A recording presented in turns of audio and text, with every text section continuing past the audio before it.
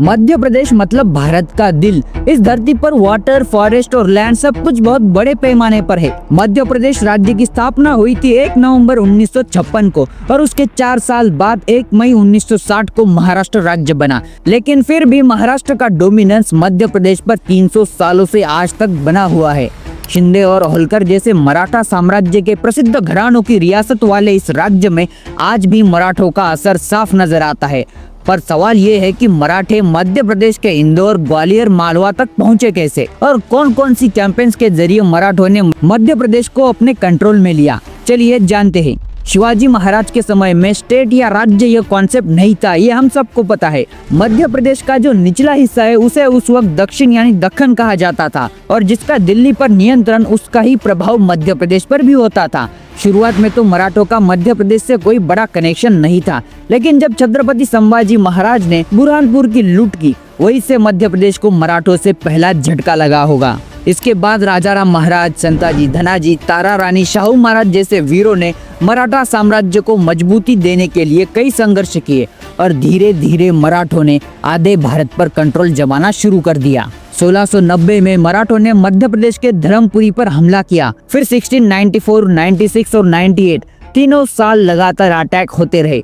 1696 में मांडू का किला मुगलों से छीन लिया गया। इसके बाद धार का किला भी मराठों के हाथ लग गया। यह एक बहुत जरूरी पॉइंट है। राजाराम महाराज के समय मराठों ने दिल्ली की ओर कूच करना शुरू कर दिया था। मराठों ने पहली बार नर्मदा पार करने का साहसिक कार्य किया था। मराठा योद्धा कृष्णाजी सावंत, जो राजाराम महाराज की सेवा में थे, उन्होंने 15,000 मावलों के साथ नर्मदा नदी पार कर मुगलों को जबरदस्त झटका दिया।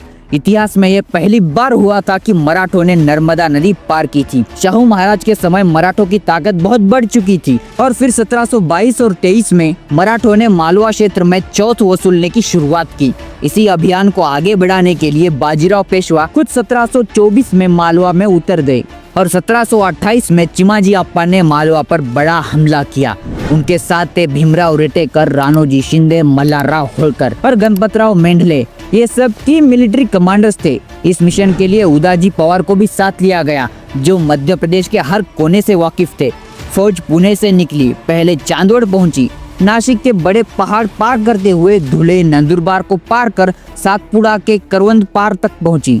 फिर चिमाजी अप्पा की सेना नर्मदा के किनारे पर आकर रुकी। आजमेरा उस वक्त मुगलों के कंट्रोल में था और दया बहादुर वहाँ का सरदार था।